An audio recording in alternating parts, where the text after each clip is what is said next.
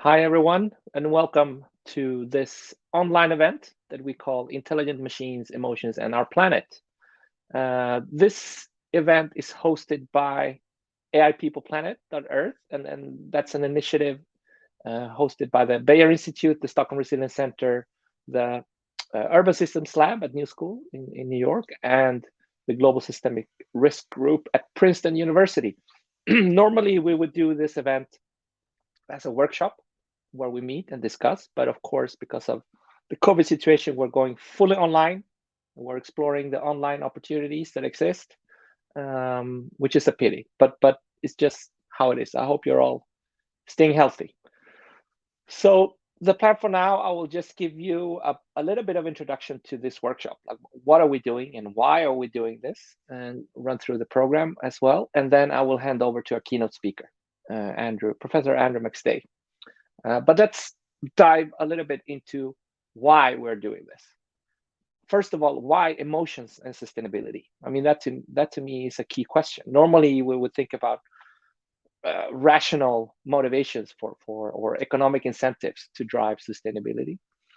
So I want to explore that a little bit. And then the second point is, why should we focus on emotion technologies, or what some people call emotion AI, and sustainability?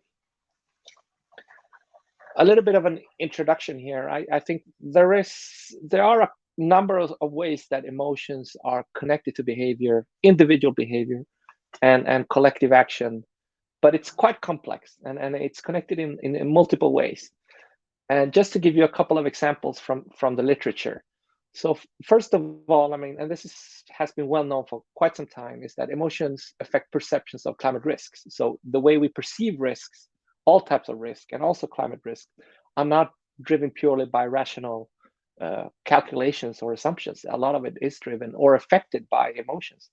The same thing with information processing, whether we how we look at other people in terms of polarization, what some people call affective polarization.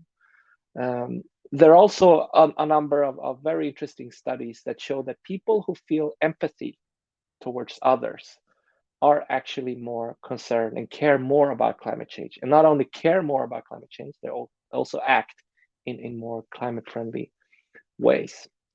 That's at the individual level. Also at the collective level, there are a number of interesting studies, and also done by my colleagues at the Stockholm Resilience Center, that local communities that have a very strong sense of place, so they have a strong emotional connection to their community and their local ecosystem, are more supportive of conservation and stewardship of these ecosystems.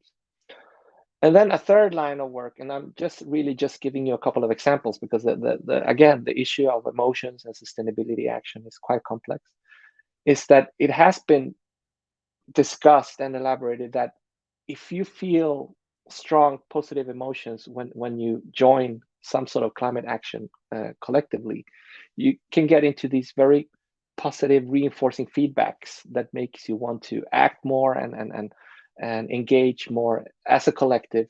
And if you do this over longer times, actually, you're not just acting, you're also forming an identity that could become an impact on the way that you look at sustainability and how you collaborate with people. So that's the connection between emotions and sustainability. Again, just a couple of examples, and there are probably many, many more in the literature. What I think is interesting here, what we are going to explore a little bit more in depth now, is the fact that these emotions and the connection they have to sustainability are being increasingly mediated by new technology and what some people call algorithmic systems. And that interaction, I think, is not very well understood. And that's why we thought that this topic would be of interest for a workshop to explore that a little bit together with you. So about how technology affects and shapes a little bit of the emotional landscape that we're in. So we know from previous studies, and this is from social media and online media, is that content that is emotionally charged, where people love certain things or are angry at certain things, tend to be diffused more often than other type of content. I think that there's quite good evidence on that. And not only is that spread more often, you can also see patterns of contagion of emotion that some colleagues have explored. And a second aspect is the fact that some of the algorithmic systems, so for example, a newsfeed algorithm on Twitter or on Instagram or on Facebook, some aspects of automation. So for example, if you have automated software like social bots that could amplify this, and the fact that there is a technology around on these platforms that are promoting this type of emotionally charged content, amplify this type of emotion contagion. And we've seen that much clearer nowadays. So the question is, of course, how is this relevant for issues around sustainability and biosphere stewardship?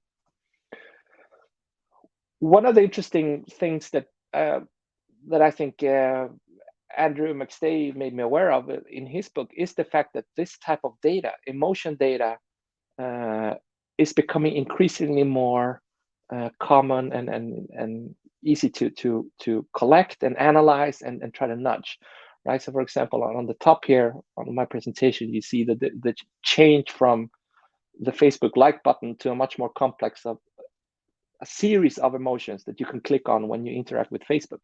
That is a very intentional design option made by Facebook as a way to extract emotion data from their users. And there are other suggestions, for example, for Alexa or Spotify, and you also see facial recognition technologies where the ambition and these platforms are designed to extract emotion data and analyze emotion data and use that data to nudge users in a certain way, which I find fascinating, but also a little bit scary, of course. What is interesting to understand is that even though I did mention social media and online platforms, is that it's not only about social media and online platforms. So emotion technologies or emotion AI is a much bigger and wider trend. And of course, you can see that, for example, on chatbots that tend to or are designed in a way to increase emotion interaction with users. Recommender systems. I mentioned facial recognition technologies already. Voice analytics. Andrew McStay had this paper on emotion tech in cars and toys, etc. So we're living in this world where this type of data about our emotional world has become more and more abundant, and you can collect it through various ways. And this is an industry. I mean, it's not only something that happens in a small niche, it's actually a market that is growing, and there is a growing commercial interest out there to extract that data, analyze it, and influence people to behave in certain ways. Now, of course, one of the most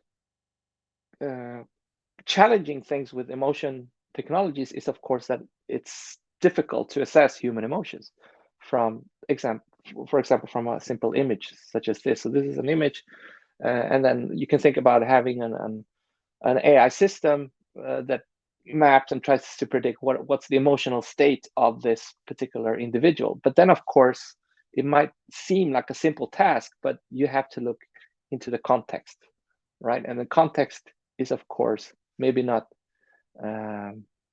maybe she's not sad, maybe she's just very excited and happy for finally being able to see the Beatles in this particular case. So emotion technologies are difficult. It is quite difficult, and it is quite contested as well.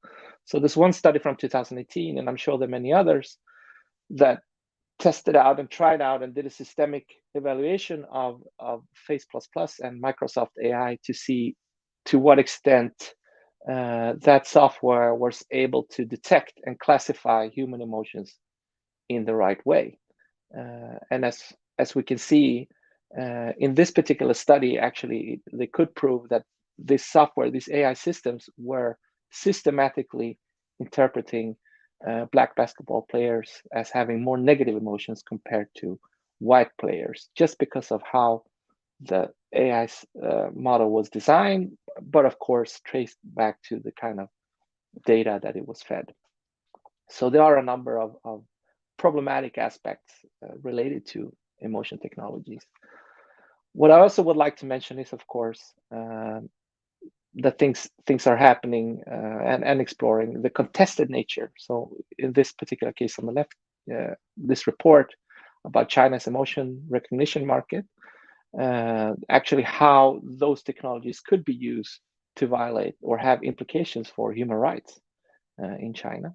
On the top right corner, Reclaim Your Face is a campaign by Algorithm Watch in Germany that is lobbying for the ban of these surveillance technologies. Not all of them are designed to detect emotions, but it tends to be the same technologies that you can use to classify that as well. And then, of course, if these technologies are out there, there are also claims that actually the science is not robust enough to be able to say that these models are working at all. So again, you have cases of bias, you might have cases of discrimination, some human rights risk, this contested science around emotions. How do we deal with that? And is this something that we should consider as sustainability scientists in terms of regulation or standards or whatever type of governance mechanisms that you find of interest? But of course, even though these technologies are contested, this is not stopping the private sector to just advance and develop these technologies. So this is just a couple of examples from Affectivo, for example, and there in the left bottom corner, you have this small robot that is supporting the elderly. And in cloud services and social media platforms, there's also one interesting observation in Andrew McStay's book on Dubai, who's trying to design or think about how you can use the data and technologies that you normally have in so-called smart cities in ways that you can measure and try to promote happiness in a city. But then, of course, there might be a positive potential here as well for these technologies that I think would be interesting to explore, and that we tend to explore during these 2 days as well. Maybe we could use emotion technologies in a way to do beautiful things, to use them in ways that build stronger empathy between people, but also between people and nature in new ways. So that's the overall framing of these 2 days or 2.5 days together with you that we want to explore. I'm just going to run through the program a little bit just so you see what we have planned. So we have the keynote following after me here with Andrew McStay at 3:20. We'll probably start a little bit earlier, Andy, if that's okay. And I will give you a proper introduction later. So that's happening, and there'll be a little bit of a Q&A as well. So you're welcome to ask questions in the chat that we have here on the forum, in case you have any questions for Andrew after his talk. After that, we'll have a short break and then make a deep dive into a session that we call Empathy, Ecology, and Machines, which will explore some of these issues much more in depth. So Dr. Antonio Castro from University of Almere will talk about landscapes and ecological landscapes and how that relates to people, emotional connection. Maria Shovenius, my colleague from the Stockholm Resilience Center, will explore those issues as well on something that she calls environmental intelligence and in cities. There's also one very interesting presentation by Alex and Anders Garcia from the University of Montreal on a platform that they call This Climate Does Not Exist, which is essentially using AI to visualize climate futures for people and see whatever emotional aspects that they have to that future. And then we have one presentation from Dr. Helge Peters and Nathaniel Sheehan on sentiments of river health and a particular case study. And this will be moderated by my colleague Timon McPherson, who hopefully is online as well. There will be an informal networking opportunity for those who are interested to get to know other people interested in this space. It's at 5:40. And as you can see, so we will be moving into sessions after the Q&A with Andrew, and then the networking will be in the networking area on this platform, Hopin. Then for tomorrow, I'm really glad that we will have a keynote by Ersin Han Ersin, who's the creative director and director of Marshmallow Lazy Feast. I'm not going to do a long introduction to his work, but I can assure you that this will be a great talk. I've seen Ersin give several talks on this topic, and it really gives you a nice insight into how these technologies could be used in a way that build empathy between people and nature. And it will be followed by a moderated conversation and Q&A hosted by Maria Chauvenis. After that, we'll have our second deep dive session, who will explore a little bit more this phenomenon of contagion. So not just individual emotions, but contagious emotions. Some of that affected tentatively by bots, social bots and automation, how that relates to misinformation dynamics, but also one presentation on arts and emotions and technology. So we have Hannah Metzler from the Complexity Science Hub in Vienna for the first talk, and for the second talk, my colleague Stefan Daume, and in the third on art, emotions, and technology, Diego Galaz, who's an artist and a researcher, and also my previous PhD student. And that discussions will be moderated by Therese Lindahl from the Beijer Institute of Ecological Economics. After that, we have the last session. So that's again tomorrow at 5 p.m. Stockholm time, about regulation. Do we need to regulate emotion AI?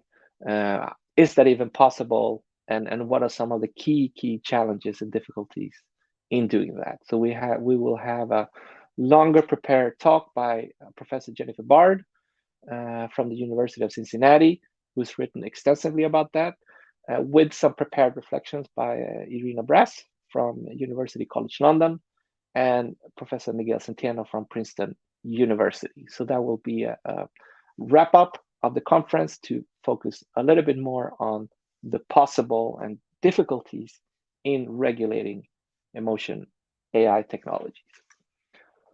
So that's the whole program, and of course I will close tomorrow just with some very brief reflections on what we have heard and what I see or what we see as next steps in this space.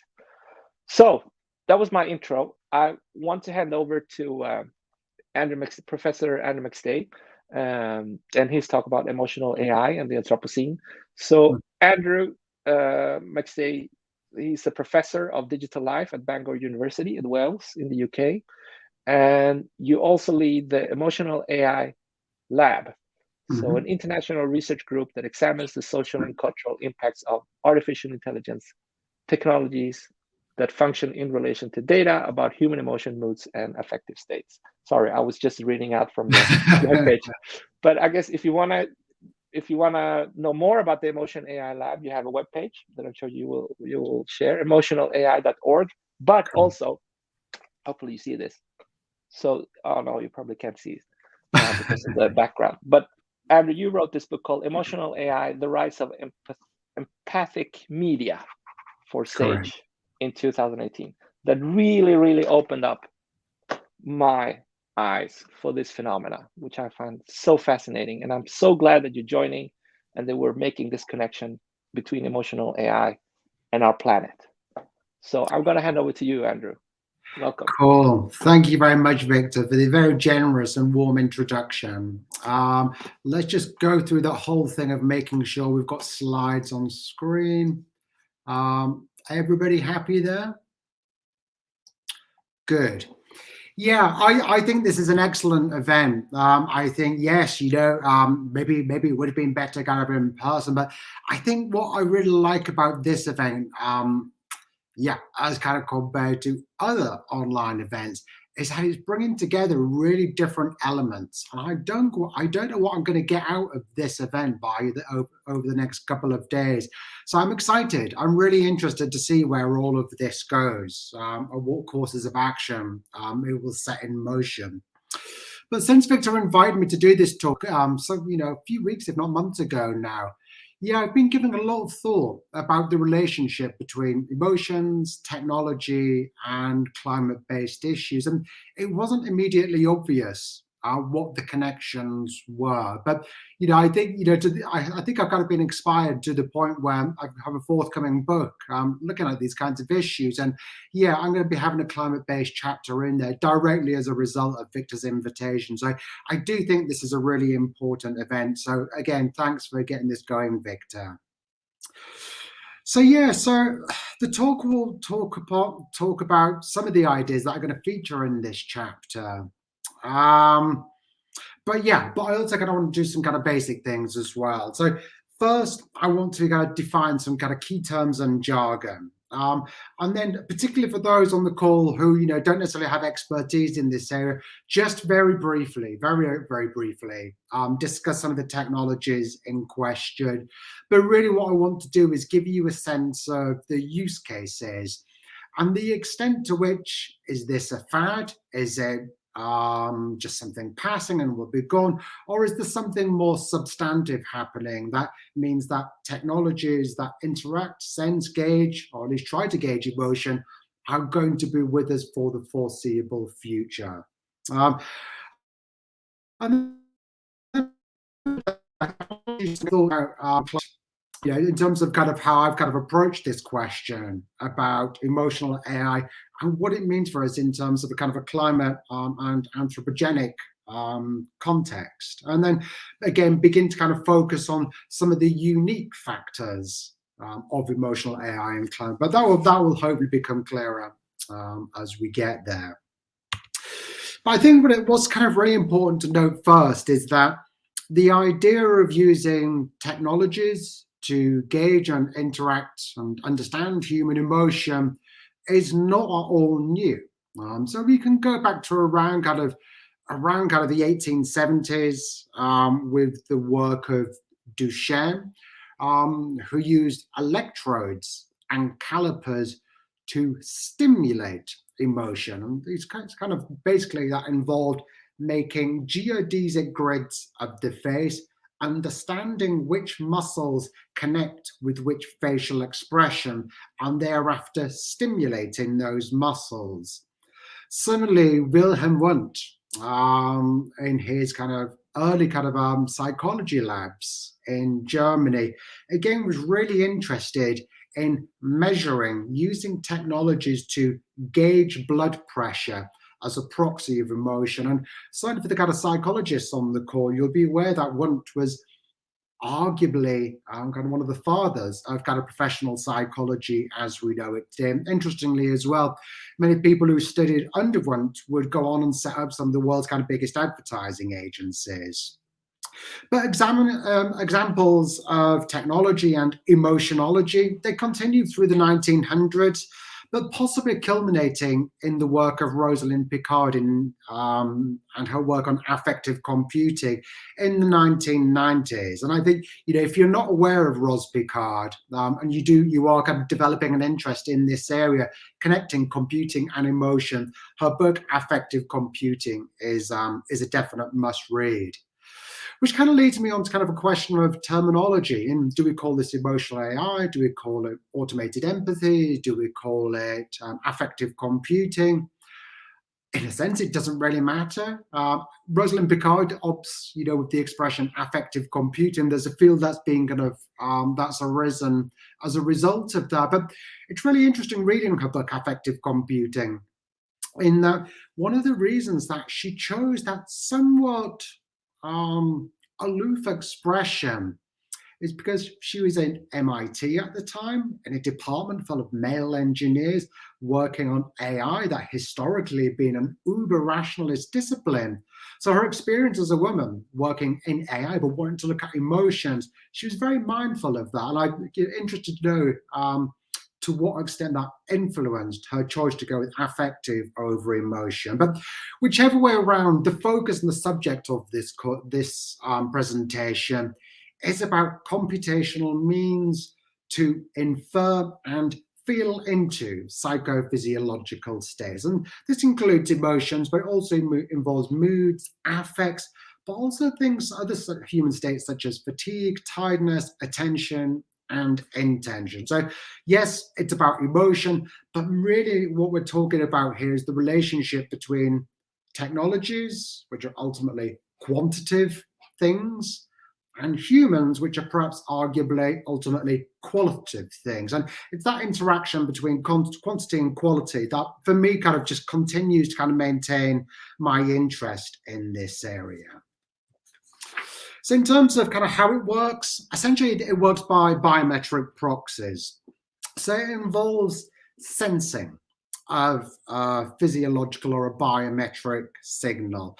This could be generated by all sorts of things. I'll talk about faces a lot, but it could be voices, it could be skin, it could be respiration, it could be heart rate, it could be all sorts of kind of human physiological signals.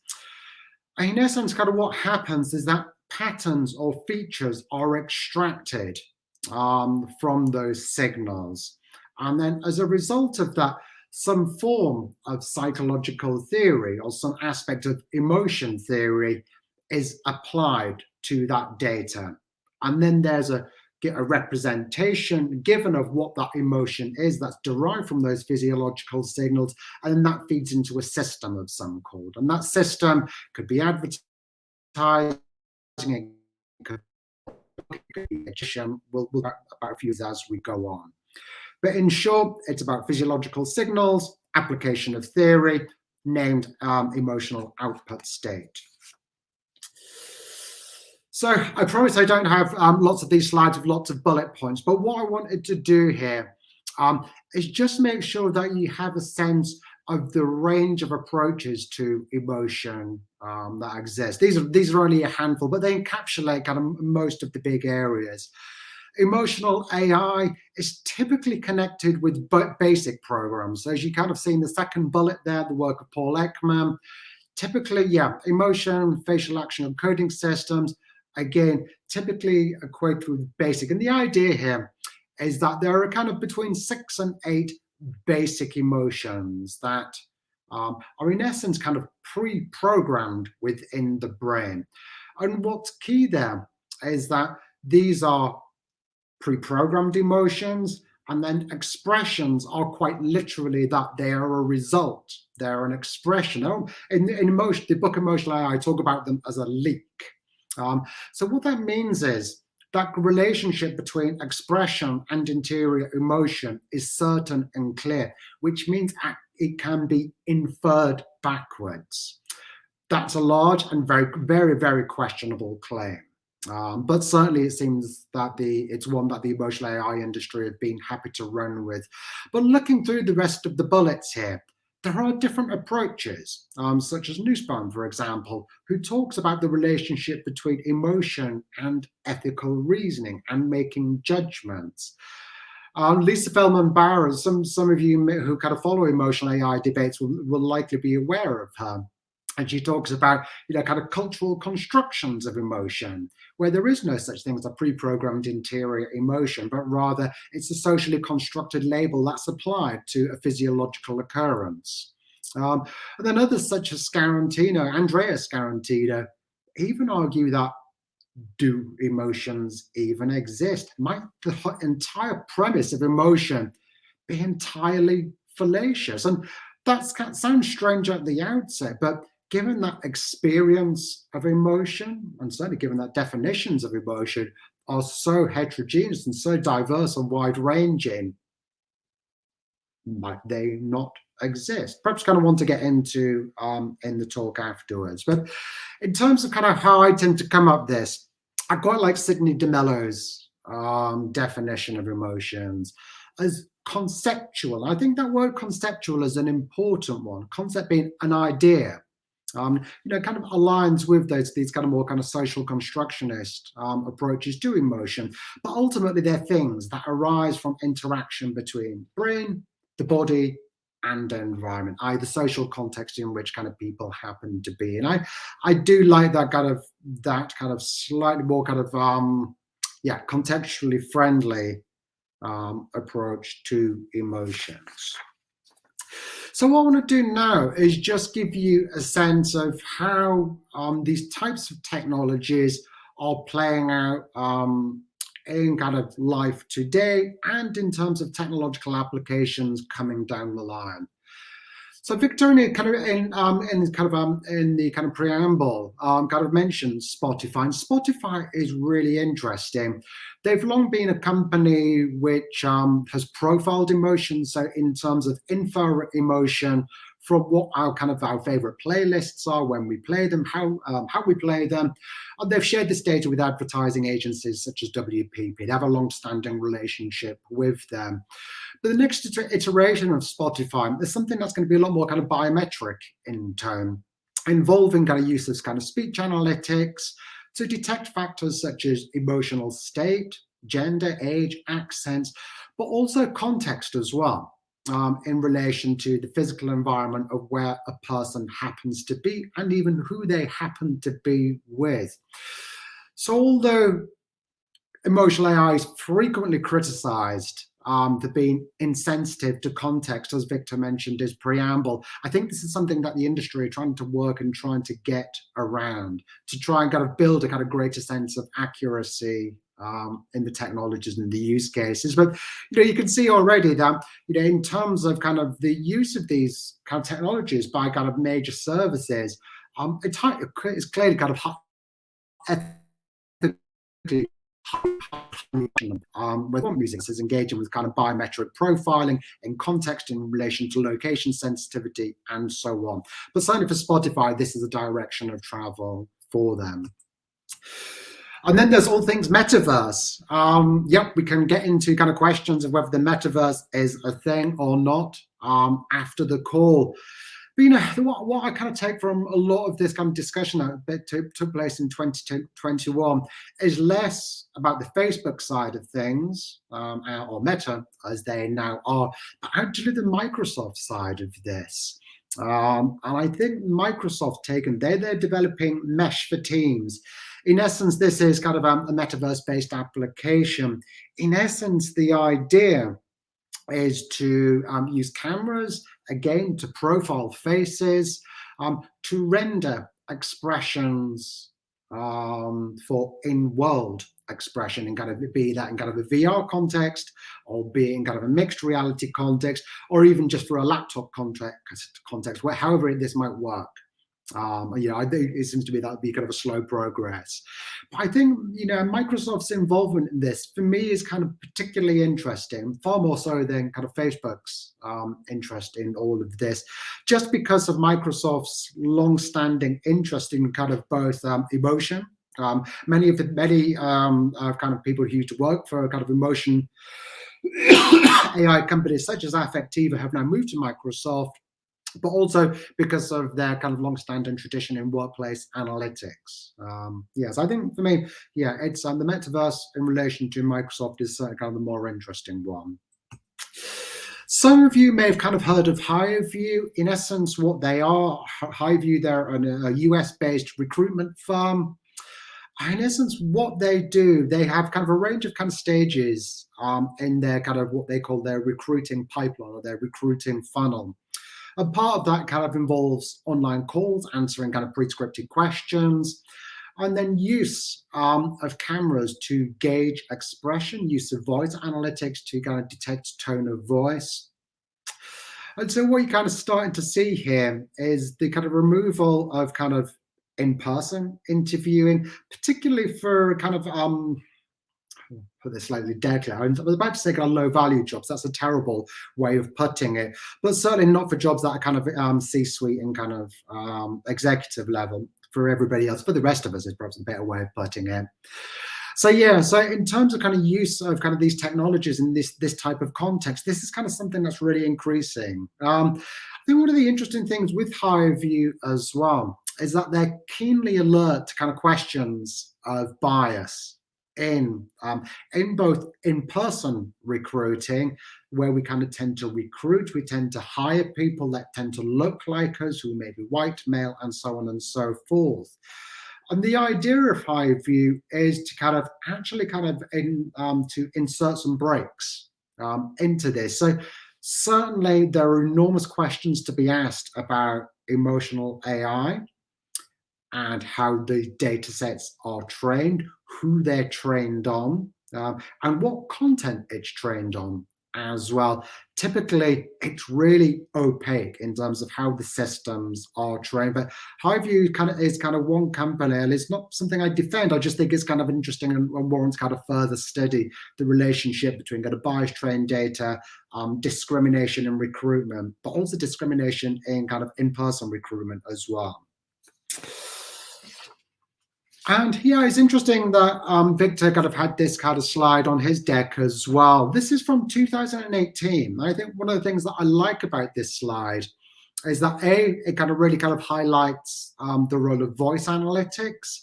You know, just the sense that certainly kind of, if not soon, certainly down the line, services such as Amazon will be gauging tone of voice as a means of kind of gauging our interest, and particularly also whether we're ill or not. And I think this is kind of one of the things that kind of in more recent years, Amazon has been kind of really keen to explore, is kind of the relationship between voice, tone of voice, prosody, and health as well. So Amazon has been looking at this for a while, but as anybody who's used an Alexa will be well aware, they're infuriating. So as well as kind of questionable data privacy infuriating. There's a good reason why they haven't rolled out their emotion sensing services, but it's something that they've been working on for a number of years. In my view, it's a matter of time before, Alexa does become more sensitive to kind of the ups and downs and the tones of emotion in speech. I think cars are particularly interesting, certainly kind of in Europe as well. And Sweden, for that matter. I should bear in mind that this talk's based in Stockholm. So in Sweden, you have what's called the Vision Zero initiative. Basically, the idea here is to reduce road death to zero. Certainly, particularly in a panel, particularly in an event that's kind of based on climate, one might say, well, let's get cars off the road. The way that the kind of Vision Zero initiative is looking at this, which has kind of spun up into become an EU political initiative, is advanced analytics in cars. So this means not just cameras looking outwards in terms of cars that may be around, but also cameras looking inwards at the occupants themselves. This is giving real license to the industry. It gives a real use case that actually has policy backing. But it's actually quite achievable as well, because in terms of what goes on within a car, it's a bounded context. So in terms of what a driver should be doing, they should be looking forward, and the expressions are relatively predictable. So if there's shock within a car, it's kind of fairly predictable that this involves some kind of road event that has taken place, rather than an amusing joke, for example. So I think the cars example is particularly interesting, and not just in terms of kind of the EU kind of policy-based side of this, but also that standards bodies such as Euro NCAP have got involved with this. In terms of advertising is really interesting. It's kind of one of the use cases that really got me interested in this kind of everything to do with kind of emotions and technology. So in 2016, an advertising agency called Saatchi & Saatchi, they trialed use of cameras in bus shelters on London's high streets. In essence, cameras kind of pointing at people to see whether they're happy, indifferent, or neutral in relation to the advert that was being displayed within a bus shelter. And then if it got more negative feedback, the ad would change. It would change the elements of the ad in terms of the words, the pictures, to try and gauge more positive feedback. So it kind of creates a kind of dynamic media environment, or dynamic advertising media environment. This has kind of spun up a lot further. That is in use in kind of Piccadilly Circus now, which is kind of one of the big advertising spaces in London and in Paris, Sao Paulo. A number of companies now, perhaps kind of most obviously Ocean Outdoor, who are a huge vendor, are taking kind of a real interest in the use of kind of emotion profiling and sensing in public spaces. Lots of issues that we could get into there, but for the sake of time, I shall move on. Another area which we've kind of certainly at the Emotional AI Lab, we've been looking at a lot, is the connection between emotion wearables and children. And I think, you know, in the field work that we've done on this, basically the idea is that kind of companies would develop kind of wearables and other sensors to track whether a child's well-being is well. We can debate the effectiveness of all of this, but it was really interesting not just kind of to think about the children, but to also think about parents as well, in terms of parental responses. And parents were really torn on this. On the one hand, as a parent, you want to do the right thing. You want to kind of protect your child, both as they're immediately with you, but also when they're afar from you, as much as you can. But then, of course, the privacy implications are huge. So, but I think that sense of ambivalence is kind of something that does tend to kind of underpin these technologies, particularly kind of when it kind of comes to questions of kind of health, well-being, and care. That could be for the child, but it could also be for the elderly as well. And I think, yeah, of the kind of field work that we did with children and parents, that sense of ambivalence was kind of really something really palpable that came out for us. Back on the high street again, retail is another key area. I was only alerted a couple of years ago to kind of prevalent piece of kind of emotion profiling is in kind of shopping centres, and certainly, pardon me, certainly kind of in the UK, a number of our leading retailers have kind of been trialing not just kind of use of kind of in-store events, which obviously has been around for decades, but in terms of overlaying cameras with kind of emotion analytics as well. So Boots is an international retailer, which I'm sure you have kind of in Stockholm and certainly in the US, and kind of other kind of leading kind of high street stores as well. I think the other thing that's interesting to note here as well is actually the kind of simplicity of the output. So in addition to kind of the questionable nature of whether people are simply happy, sad, angry, disgusted, or whatever the emotion might be, they tend to categorize gender along binary lines. So again, the systems are kind of highly limited in terms of what they kind of offer. And again, very, very questionable to say the least. But as Victor noted in his talk, we really, really should not forget social media. And certainly kind of at the Emotional AI Lab, we do spend a lot of time looking at kind of biometrics, but we also look at kind of sentiment analysis as well. In terms of sentiment analysis, that kind of breaks into two areas. One, there's kind of the commercial dimension that brands use to gauge online reception, how people are feeling about their brands, and particularly kind of new products, decisions, and so on and so forth.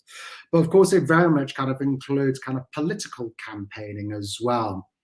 So obviously there are kind of things such as kind of Facebook, kind of Cambridge Analytica, but more generally, political campaigners, you know, in addition to kind of using kind of online, in addition to kind of using polling as a means of kind of gauging kind of where kind of the citizenry are at with a given political topic of the day, political parties will also kind of be gauging and kind of scraping the online environment to see how particular issues are kind of resonating with the public. So in the UK at the moment, we have kind of Boris Johnson having parties during lockdown, all that kind of stuff. Again, what is absolutely sure is that the government will be kind of combing through kind of online, trying to measure, trying to gauge online feeling, not just through haphazard stances, but through kind of combing through kind of Twitter fire hose data. Okay. Yeah, it's really interesting that we're going to be talking about regulation and kind of policy later down the line. So I'll keep this very light touch at the moment. But I think what is kind of important to note that is kind of certainly within Europe, there's a big change in terms of how regulators are looking at emotion-based systems. The AI Act, or the proposed AI Act, which was introduced 2021, that put emotion recognition systems, as you see kind of highlighted in yellow there, in Article 1 of the AI Act. In essence, the AI Act is going to be kind of a sister piece of legislation to the General Data Protection Regulation. It's a big piece of legislation. Emotion recognition, certainly kind of in the first draft of the proposed act, is right up there in Article 1. So in terms of its kind of role within Europe, policymakers are very well aware of this. And it's interesting in terms of how this works. The AI Act is based on risk, in terms of kind of risk levels. Interestingly, emotion recognition is kind of seen to be of limited risk, which kind of involves transparency obligations. In that in essence, that kind of means that if you're going to use emotion recognition, you need to tell people. But note that that in terms of kind of high risk, there's kind of questions of employment, education, public services, safety, such as cars. So many of kind of the case examples which I discussed earlier on will be kind of deemed high risk. My own view is that it all should be high risk.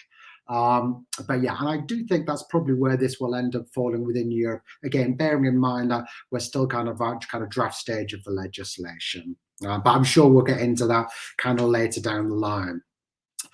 So again, I'm kind of quite mindful of time here. But in terms of kind of some of the key concerns around kind of bias, accuracy, baselines. And by baselines, I mean, in terms of, how do we discern threshold is voting, original threshold, and so on and so forth. And I think in terms of kind of saying some of the big ethical questions around this, it's about mental integrity, freedom of thought, of course, questions of kind of privacy and agency, but also I think I've kind of got children perhaps kind of foremost in mind here. In terms of how we engage with kind of new kind of emergent objects, particularly those that kind of simulate cognitive abilities and perhaps even kind of emotion abilities. Impact on political life can't be kind of undersold, and questions of kind of third parties and consent mechanisms as well.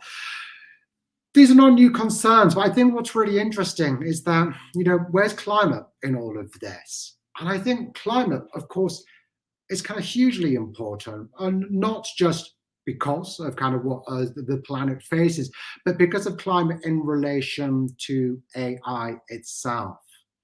And I think this is kind of one of the things that for the talk, I kind of did some digging into basically how dirty in terms of kind of CO2 kind of outputs AI systems are.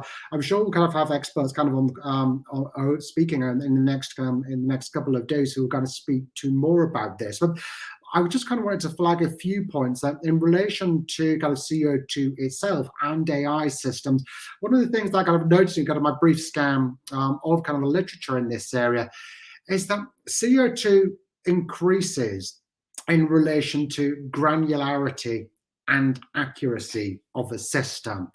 And I think what's kind of really quite noticeable about this, that it really is kind of the final few percentiles of accuracy where the worst carbon impact is.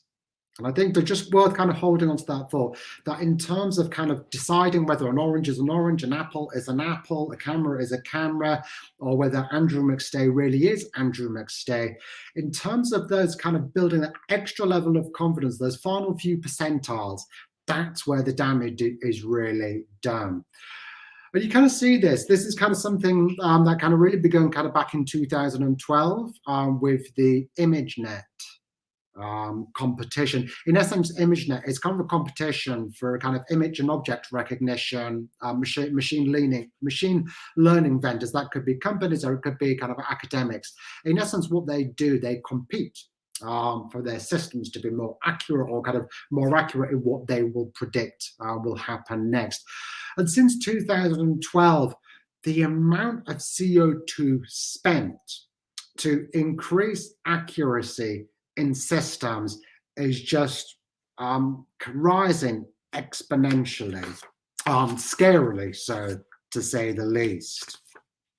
And I think, the important kind of takeaway point here is that it's accuracy that's the driving agenda here, not efficiency.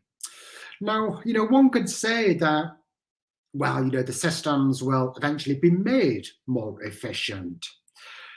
The argument against that, however, is that kind of systems are kind of butting up against their own physical limitations in what they're able to do. And so by that, what I mean is that in terms of the kind of the physical capacity of transistors within a given system, they can only do so much. So certainly kind of thinking by kind of people who kind of have far more expertise on the kind of relationship between CO2 and AI, is that there are physical limitation questions that can't be overcome with fancy software. Rather, to get more accuracy, you have to pump more CO2 into the system. It's the only way to do it. And that's just going up exponentially. So I think, this has kind of becomes an interesting question for certainly for kind of those of us who kind of interested in kind of questions of emotion, because emotion sensing, for example, of faces is about image recognition. It falls into everything we've just been talking about for the last few minutes. But of course, the problem with emotional AI is that it's built on very unstable ground, because what emotions are just isn't clear. There is no dictionary definition of emotion that we can go to and say, right, that's it. Psychologists are utterly divided on what emotions are. So given that lack of baseline, given that lack of threshold, given that accuracy to a very real degree is impossible, much of it's kind of a sense conversation. So to throw more computing power into detecting emotions via flawed psychological models makes no sense. So if these systems are going to be emitted in any way, shape, or form, we can very, very much settle for 50% accuracy, much less CO2. If these systems are going to be admitted at all. We don't need those final few percentiles because it just makes no sense, because the models are so flawed to begin with. So I'll end there, but I think just to conclude, I think, particularly as we'll get on to, in the rest of this event, I don't think it's all bad. I think there are good uses of these technologies. For example, in pain management, I think we're going to be talking about creativity, possibly in gaming, in entertainment, and other areas. But it's not looking good so far. I don't see existing use cases. Certainly, the dominant ones are not socially positive. In terms of kind of policy and legislation, there's lots to criticize them in relation to the AI Act, certainly kind of in Europe. But certainly a number of bodies, international bodies at the UN, Human Rights Council, and kind of policymakers in Europe, emotional recognition is on the agenda, which is a good thing. But I think in terms of those of us who are looking at the relationship between ethics and emotional AI, climate isn't as high on the agenda as it should be. So I'll stop there. I'm mindful that I've gone over time here. So I'll stop sharing here. But look forward to questions, look forward to getting into the discussion. So again, thank you for listening.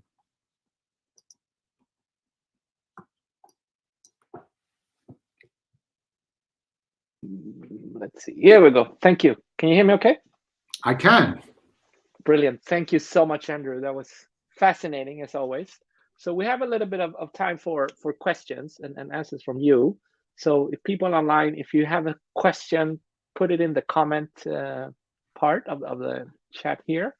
So think about that and put it in the chat. But I have one question just to get this started. And I mean, you mentioned this already in your talk, but I think it's worth elaborating it a little bit more. So as you noted, I mean, just measuring emotions in itself is difficult, right? I mean, what are emotions? How do you measure it? Can we really detect it? And adding AI to that has been quite contested as well, right? I mean, some people talk about these AI systems as poor science or fake science. I mean, not in AI in general. Some people talk about AI snake oil, for example, etc. So what's your take on that? I mean, do we really need to care about emotion AI if it has so many challenges in achieving what it promises that it's able to achieve? Yeah, I think the accusation is a reasonable one. I think the accusations come from kind of both within kind of the comp sci literature itself, but also interesting within the humanities. So coming from both sides, there's definitely something going on here. Is it snake oil? I think in terms of kind of industrial applications, I think the answer is yes. But I think it's really interesting to look at kind of the academic study of emotions, an academic study of emotions in relation to kind of computers. They tend to have quite a different take on this. So, for example, we mentioned kind of systems such as Amazon's. They use the kind of Paul Ekman model. There's 6 to 8 basic emotions. There is no way that an academic researcher who was kind of conducting serious work would be using kind of Ekman's work from the 1970s. So they might kind of use kind of 50 to 60 kind of different types of kind of pre-programmed basic emotions. They would be looking at kind of gauging emotions in relation to context and what a person happens to be doing at a particular given moment, at a particular given time. And critically, and I think this is kind of the most important bit, is that they would allow for self-reporting as well.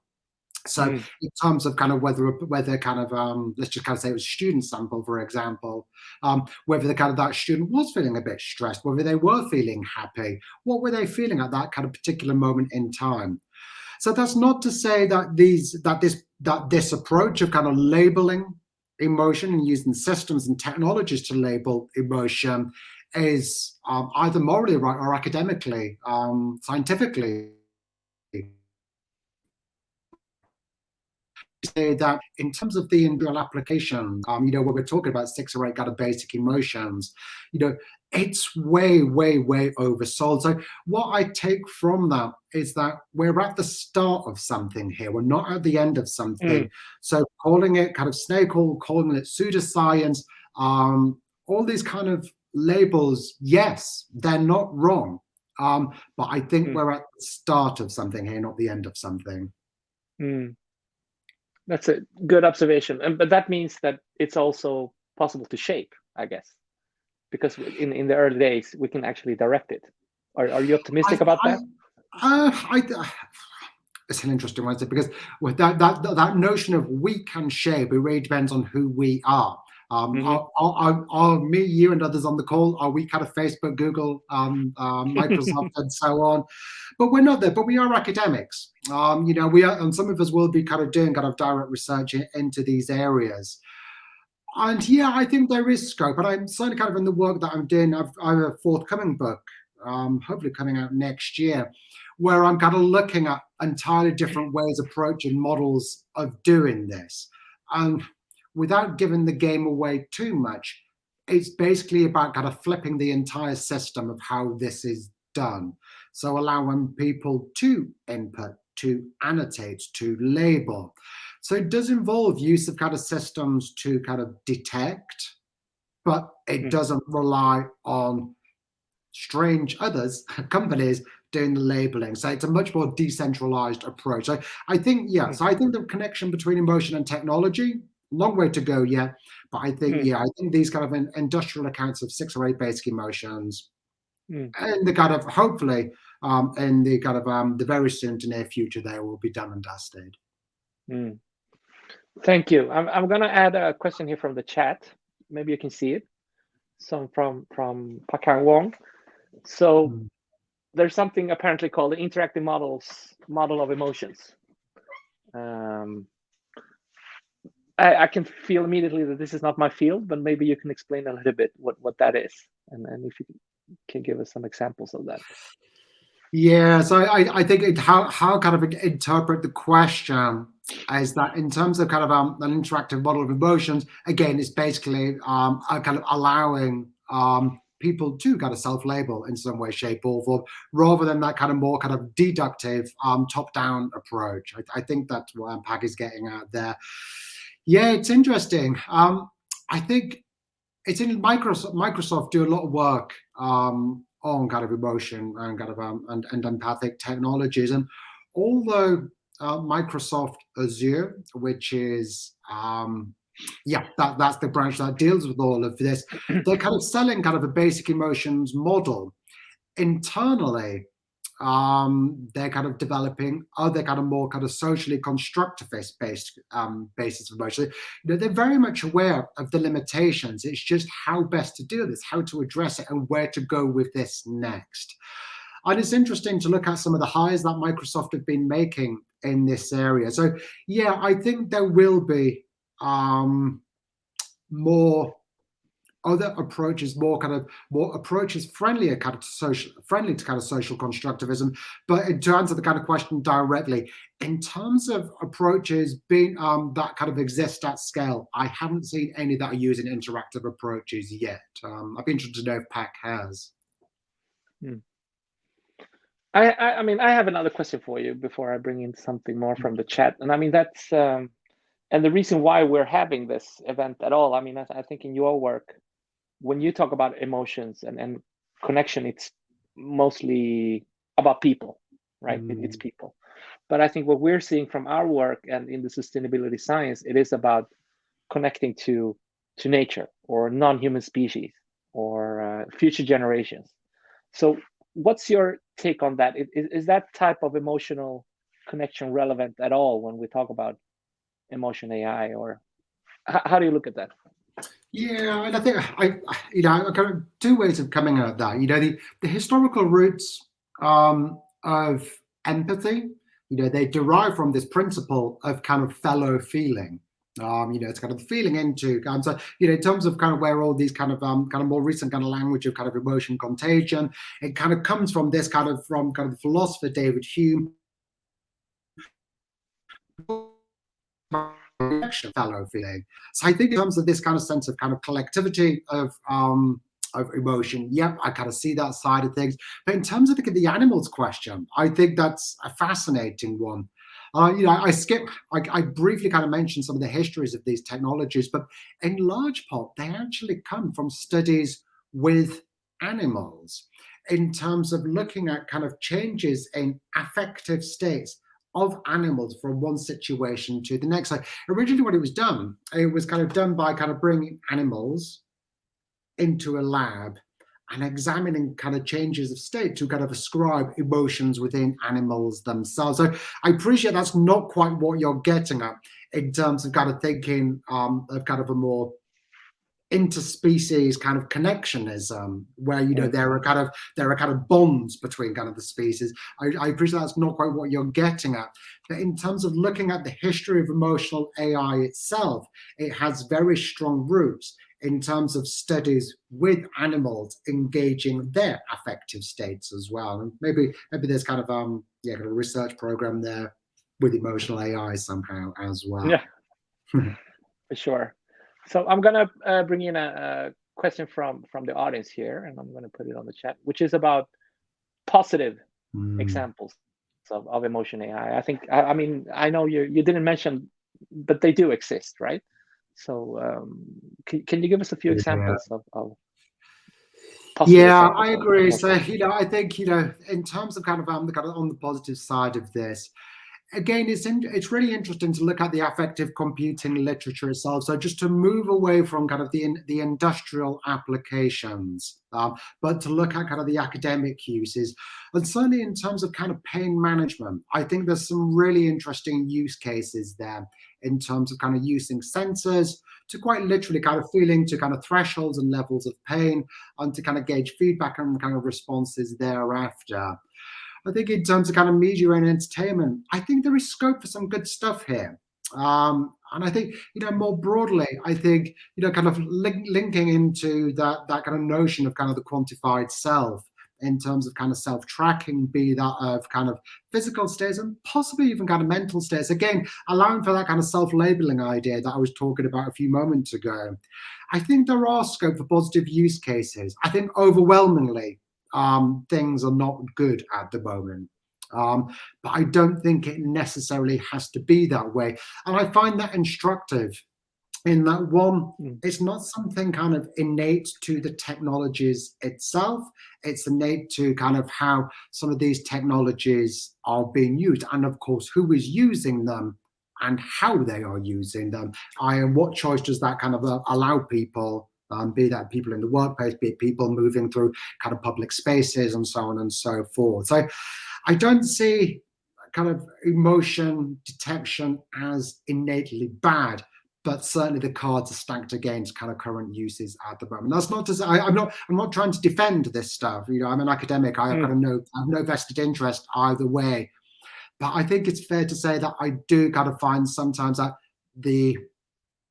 I think it's important to be accurate in what we're criticizing, critiquing, and why. Yeah. I mean, I think that's a fair point, and that brings me to some of the questions here in the chat. I mean, it relates to. It sounds to me, and it looks to me like a lot of what's being developed here is done from a commercial interest, right? And that maybe has an impact. But so there's one question here, for example, if we can dive a little bit deeper into that. So you mentioned Microsoft has engaged more with these type of technologies compared to Facebook. Can you elaborate that a little bit more? How? Yeah, I think Facebook has kind of long-standing history with kind of sentiment analysis, like an emoji and kind of clustering emotions, and of course, kind of selling insights and selling kind of ad space for advertisers and political advertisers. And of course, in various kind of elections around the world, this caused all sorts of problems. I think in terms of kind of within kind of Facebook research itself, they've kind of long been interested in kind of in-world VR, virtual reality, and again using kind of in-camera masks to kind of scan faces as a means of kind of rendering emotions in world. So even before kind of all kind of the recent kind of metaverse hype, Facebook have been looking at this as well, interesting into their use of kind of biosensing as well. So using kind of wearables, kind of full immersion of kind of various kind of bodily behaviors into kind of in-world environments. Again, kind of pre-metaverse. I don't use this metaverse thing that's going to happen. I've just been prior to the 2021 rhetoric. But in short, Facebook, yeah, of course they're important. But I find Microsoft particularly important because one, they're a company that really does kind of permeate kind of work-based life. And a lot of the research that they tend to do tends not to be speculative. So Facebook, they pump out a lot of patents, some come to pass, some don't come to pass. Microsoft, they've kind of been seriously kind of building kind of emotion sensing systems for some time now. And I think a lot of their products, particularly again, kind of a lot of the kind of the more kind of metaverse and kind of VR based and kind of more immersive ways of teleworking, I think this will come to pass. I think this will happen. So I think whereas a lot of the kind of the Zuckerberg stuff, we'll see. I may be wrong, but I think the kind of mesh for teams work, I think this kind of seems eminently achievable. And I think you have to put this in the context of COVID as well. That we're kind of having an event such as this where it's fascinating topics, but of course Zoom and hoping they have some limitations in terms of presence and the physicality of what we're able to deliver and achieve and communicate. And this course has been the same for work over the last couple of years for us as well, and of course for teaching and kind of working with students and cameras on, cameras off, and having this kind of problem of presence. That's essentially kind of the problem that kind of Microsoft are kind of answering head on with kind of this idea of kind of mesh for teams. So, it's kind of Microsoft more important in terms of their developments. They're both interesting. I'm looking at both of them, but I think Microsoft, again, given their history in kind of workplace analytics of what they would like to achieve and what they would like to measure in physical offices as well as in kind of in online places, I find Microsoft especially interesting. Yeah. Fascinating. I think we have time for one more, and I think I'm gonna show it, but I think just as an intro, and I agree. So Soumya Joshi, and I think there has been quite a big interest on assessing or connecting AI models to the carbon footprint, right? And it has been a focus, and I think it's a in a sense easy question to look at because it's measurable. But then we have lots of indirect, or in here I'm going to put up Soumya's question, the more what she calls softer cognitive aspects, which could have sustainability impacts. So unsustainable consumption patterns or augmented polarization and for example, on climate change issues, etc. It's some reflections on that. I know it's a difficult question, but yeah, it's no, it's when I was kind of putting the presentation together, I thought it would be quite an easy philosophical move to talk about kind of emotional AI, and then talk about digital ecosystems, and then kind of talk about kind of psychological life worlds and the impact of digital ecosystems on people. I kind of thought I would have a go at kind of bridging it actually to kind of the physical dimensions of kind of AI. Again, kind of building on this kind of issue of accuracy. But yeah, of course, in terms of the question of kind of emotional AI on the mental environment, something that I think many have been grappling with kind of over the last few years as a result of COVID, but just as a result of kind of wider kind of life political circumstantial pressures over recent years. One of the key harms, I think, of emotional AI is, it's the implications for mental integrity. And by mental integrity, it's about kind of datafication of kind of both kind of interior life. I guess it's kind of that kind of bridging of kind of questions about kind of freedom of thought and privacy. And I think that's kind of what I mean by mental integrity. And I think in terms of kind of the risk of these systems, the high risk of these systems, as kind of it would be phrased in kind of legal terms, is very much that threat to kind of personal, but also collective mental integrity. Again, we've seen this in terms of elections, particularly in the US, Brexit and so on, but also kind of in the US and kind of some of the issues that they've been having there. So that impact on collectives as well as individuals is kind of a real problem for a kind of emotion profiling. I'm not used and kind of cajole and kind of influence in some way, shape, or form. Thank you. Yeah. Thanks a lot, Andrew, and lovely presentation. Great to hear about your work again, and really good questions from the audience. I'm so happy that we have an active audience, even though we're doing this fully digitally. We're going to have a break now for about 20 minutes, and see you again at 4:30. When you log into Hopin, make sure that you go into the part that's called sessions, right? Because we're now on the main stage. So go into sessions at 4:30. So grab a cup of coffee or whatever you need for this little break. And again, thanks again, Andrew, for this. Great. Thanks, Victor, and thanks everyone for listening. Thank you.